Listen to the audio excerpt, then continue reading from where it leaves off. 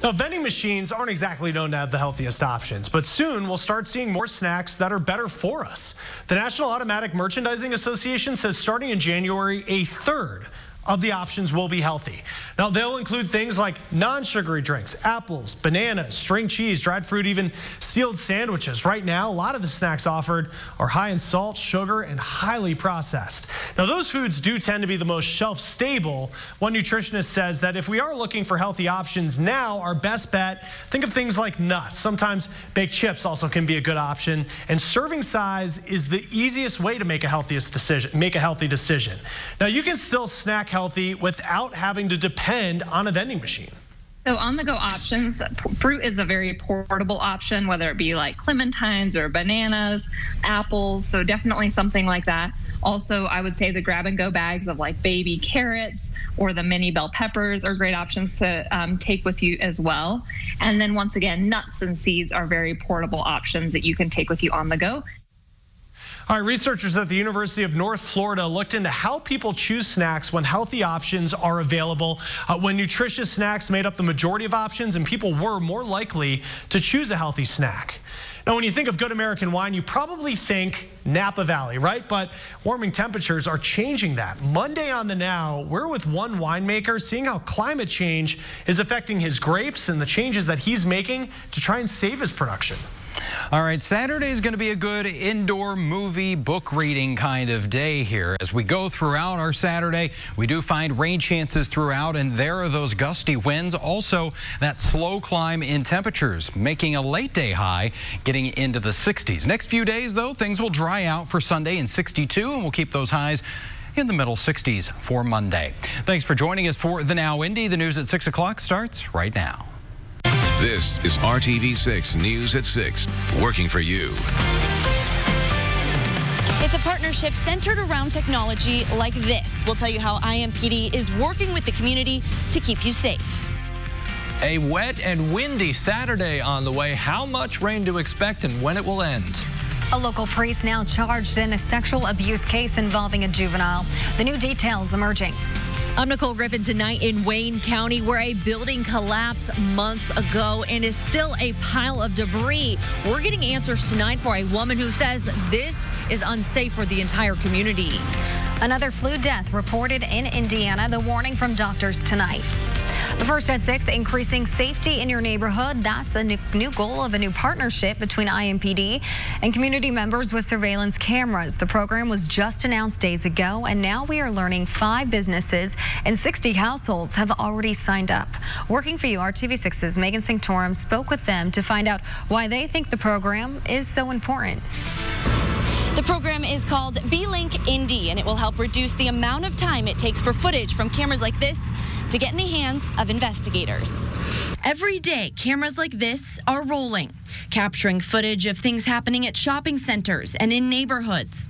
When crime occurs, investigators often reach out to get copies of that footage, but that's not always a quick process. To have quick and reliable access to video is imperative for investigations. So that's why leaders here at Goodwill say they're excited to be one of the first businesses involved. Goodwill has existing cameras, and that's what was great about this process. We already had a system in place, worked with IMPD to put a couple other cameras up to be more outward facing. B-Link Indy allows businesses to sign up to share live or real-time video from these cameras with IMPD. That way, when someone calls 911, officers will be able to watch the incident as it unfolds, providing more information for first responders and, ideally, leading to quicker arrests. One woman shopping outside this Goodwill on 38th tells us she thinks this is a great idea. It'll help lower the crime. And like I said, so much stuff going around today, you know, and I will feel safer. People with security cameras outside their home are also able to sign up. While their video won't be live for officers, it will still help investigators as they work to collect evidence because they'll already know where cameras are in the neighborhood.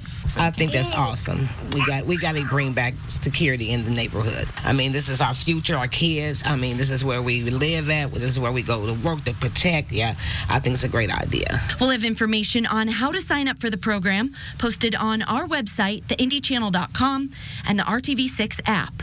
Working for you, Megan Sanctorum, RTV6. Thank you, Megan. A gray day around central Indiana. There hasn't been much in the way of rain today, but that will change for the start of your weekend. Chief Meteorologist Kevin Gregory joins us.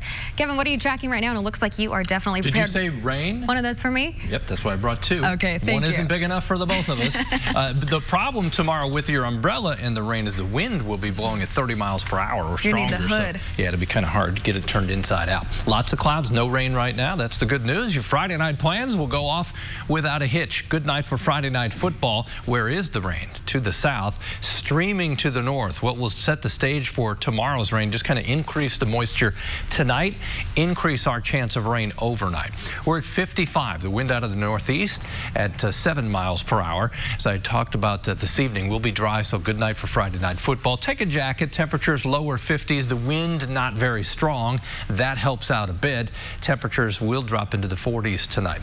You see the progression of our rain chances by 8 o'clock in the morning, especially from Indy south, the greatest probability of rain, and the green of the showers lifts north. 7 a.m., there's your rain, and by 10 a.m., overspreading all of central Indiana. We'll finish that timeline, show you when it's not going to be raining over the weekend as well, coming up.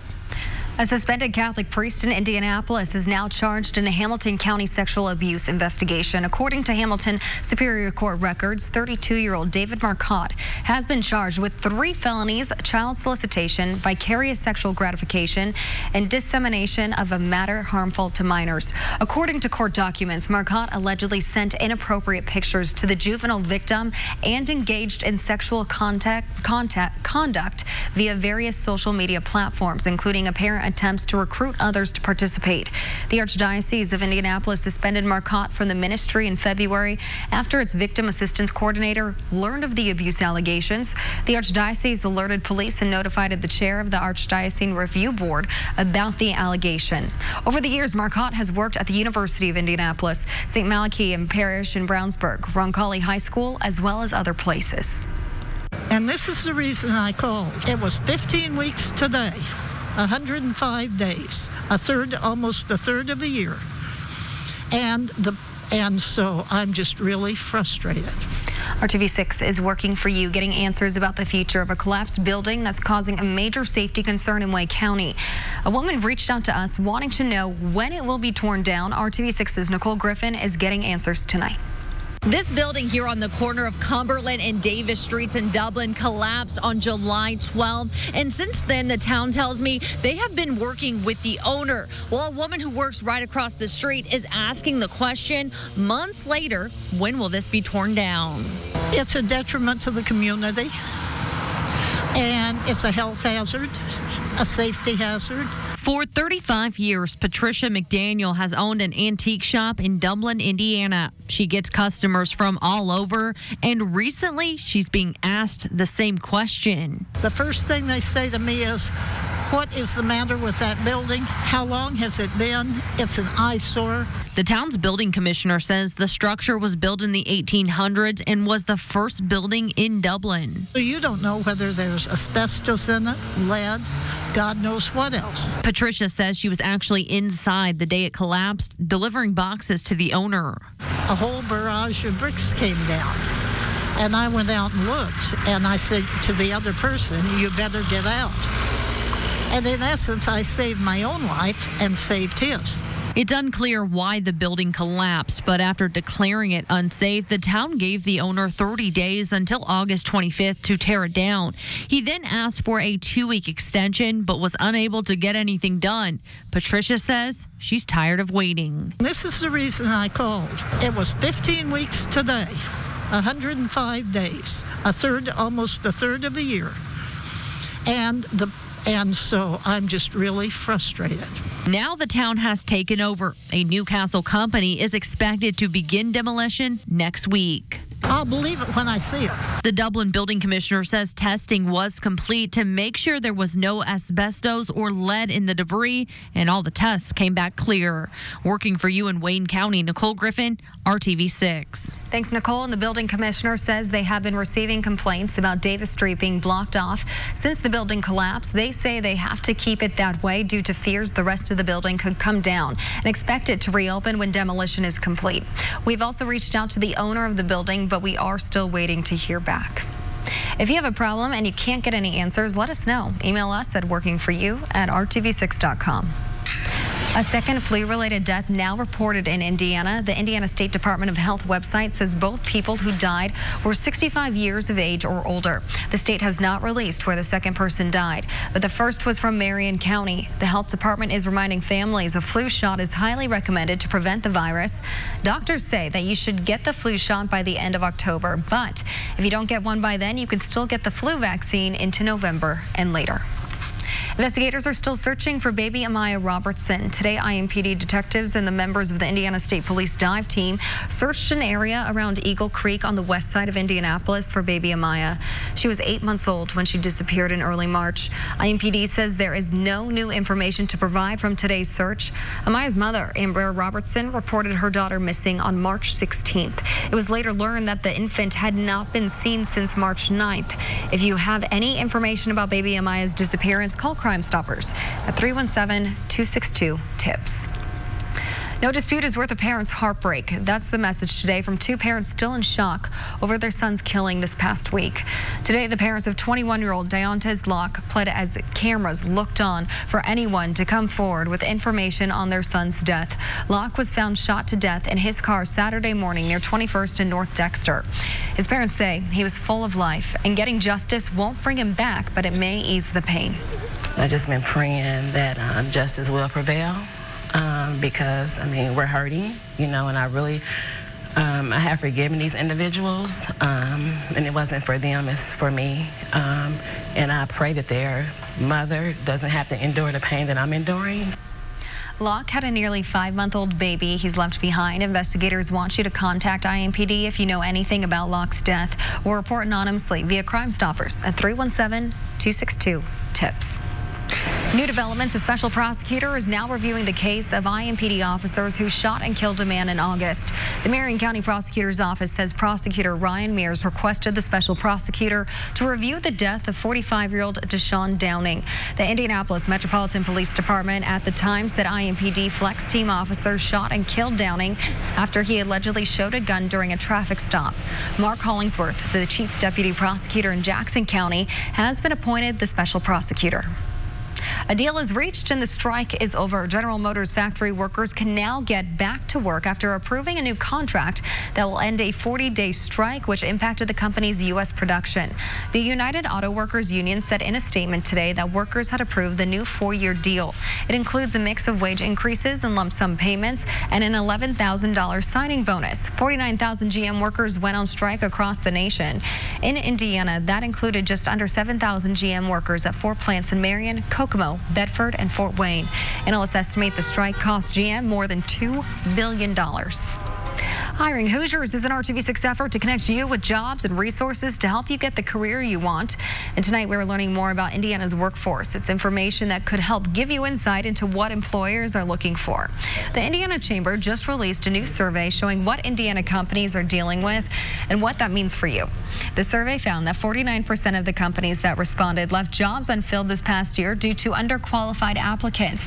The survey shows as a result, those companies are accepting the talent shortage is not going to change anytime soon and are finding alternative methods to deal with it. That includes assigning more responsibilities to the people already employed at the company. So, what does this mean for you?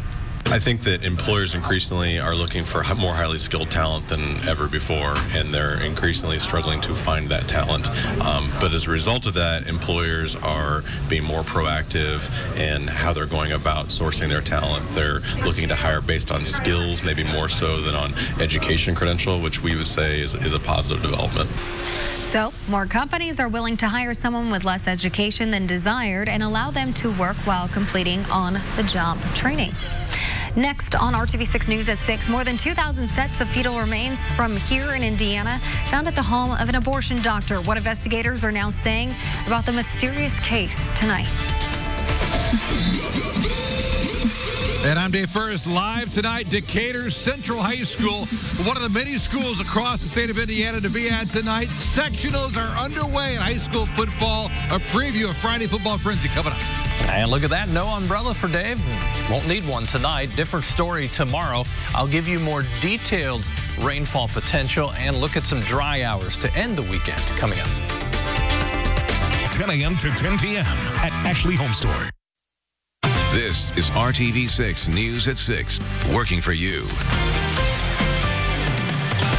There are still unanswered questions after the discovery of more than 2,000 sets of fetal remains at a deceased abortion doctor's home. Those remains were from Indiana, but investigators found them at the Illinois home of Dr. Ulrich Klopfer, who died in September. Klopfer performed abortions at Indiana clinics located in Fort Wayne, Gary, and South Bend. The remains have been returned to Indiana for investigation under Attorney General Curtis Hill. Investigators now say there's no indication Klopfer told others about the fetal remains before he died. Last month, the Associated Press reports that some have theorized that Klopfer kept the remains because he was a hoarder or was trying to save on disposal costs or was hoping to torment his enemies after his death. But investigators say he may have taken the explanation to his grave. Tomorrow, you have the chance to safely dispose of old prescription drugs so they don't fall into the wrong hands. As part of the National Prescription Drug Take-Back Initiative, you can drop off old medications at several Indianapolis Fire Department stations and IU Health hospitals. IU Health has been keeping around old medications can lead to abuse, accidental poisoning, or make you a target for theft. And flushing certain medications contaminates the public water supply. The Drug Take-Back event is happening at Indianapolis Fire Station 1 on West 10th Street, IFD Station 2 on Mithofer Road, Station 4 on North Ditch Road, Station 23 on East Thompson Road, and Station 27 on East 10th Street. Many IU Health and community health hospitals are also participating in their own Drug Take-Back events as well. And we've just scratched the surface. For a complete list of places taking part in Drug Take-Back Day, go to the RTV6 app or the IndyChannel.com and click on this story. We end the work week with cool temperatures, cloudy skies, but dry conditions this evening. Temperatures pretty much locked in the low to mid 50s right now. They'll change slowly tonight. The change overnight to tomorrow will be the increasing chance for rain. We've talked about some of this may be heavy at times.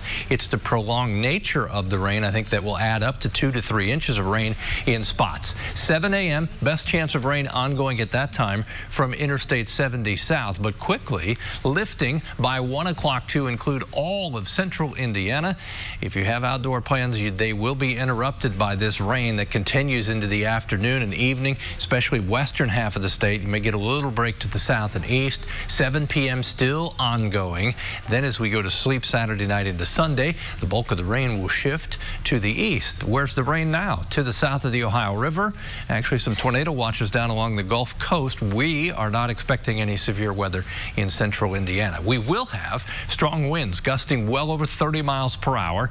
And as we go through the afternoon and evening, temperatures will continue to slowly rise. More detailed rainfall potential 1 to 3 inches in spots, and the confidence level in exactly where this falls is lower than our confidence level of getting rain. We'll have widespread rain. It's just a matter of where the 3-inch amounts may pop up, but right now it seems to be to the west along the Wabash River Valley. 1 to 3 in total. The windy conditions tomorrow. As we get to Sunday, much different second half to the weekend. Temperatures in the low 60s as we dry out.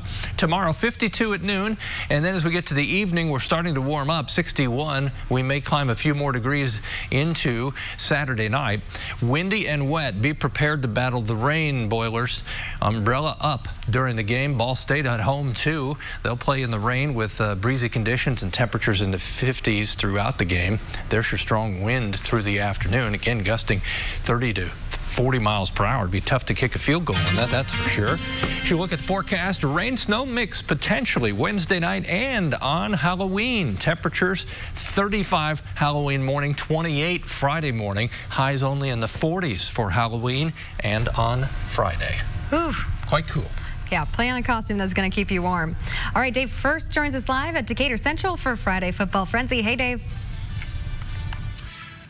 It is a Week 10 of Friday football frenzy, but most importantly, sectionals begin tonight. 6A schools have got the week off. 5A for the most part, except for Decatur Central and Plainfield. Kyle Enright's the fourth-year head coach here at DC. Of course, the son of the long-time, the legendary Dave Enright. But this is a big game. You go back to, what was it, week 2, week 3, or was it week 4 maybe? We played them week 6. Week 6, like I said. Do your homework, Dave. Week 6. That was a heck of a game. This should be a heck of a rematch. No doubt, no doubt. You know, we feel like we're playing in the play-in game. We're trying to make it to the 5A tournament. So couldn't be a better opponent right down the road in our conference. We play them twice a year, every other year it seems like, and they played us really well this last time. 42-38. We got a couple lucky fumbles in the fourth quarter actually to win the game. So we know they're going to be coached up well. They're going to give us a great game, but I'm looking forward to our seniors coming out here and starting the second season off strong. You guys started off 0-2, but have developed and built on something each and every week after that. Here you are, on the 7-game streak right now. Yeah, no doubt. You know, we try to play up in our first 2 games. We're 5A. We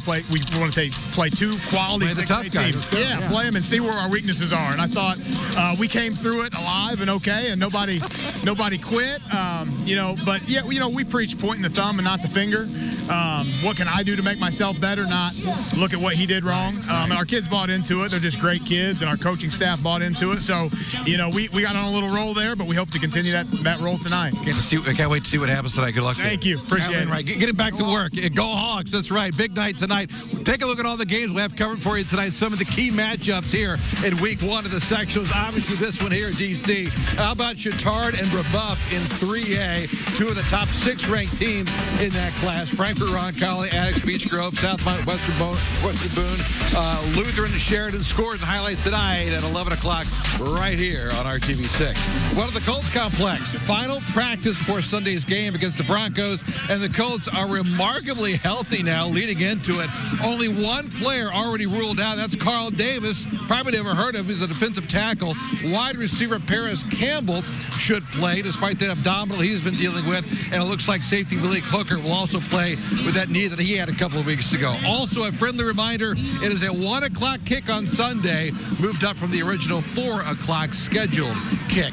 And the Pacers with a practice before leaving town. The team beginning a 3-game road trip tomorrow night in Cleveland. Keep an eye on Jeremy Lamb. The small forward suffered a hip pointer Wednesday night. Did not practice yesterday. Played a little bit today to wait and see if he's going to go tomorrow night. Until then, though, Nate McMillan thinking defense. Something that didn't happen Wednesday night against the Pistons. I know we got to do a better job is establishing ourselves. I didn't think that we established ourselves defensively. I thought we played a little soft defensively. We were allowing them no disruption on the defensive end of the floor. Offensively we can improve and get better there. I thought execution was okay. Game 2, we're still working to establish, who we're going to become. Yep, Pacers at the Cavs tomorrow night. Meanwhile, tonight, week 1 of sectionals, week 10 of Friday football frenzy. Decatur Central getting warmed up for their matchup against Plainfield. We'll have it for you tonight at 11. Until then, the news at 6 continues after this. 287046. Welcome back. It's October, and that means a long-standing tradition continues in an East Side neighborhood. We're talking about the 73rd Annual Historic Irvington Halloween Festival. Tonight at 7, you can take part in the Zombie Bike Ride, and tomorrow there are events all day long. The Irvington Halloween Festival Street Fair begins at 10 a.m. The Coffin Race starts at 11 in the morning, and the Costume Parade is at 4 p.m. Check this out. This is Annie surrounded by all her agility ribbons. A highly decorated athletic dog going for a walk for the evening. Forecast dry and in the low 50s. Cool dog there. She's a star. That's a very cool dog. We'll see you at 7.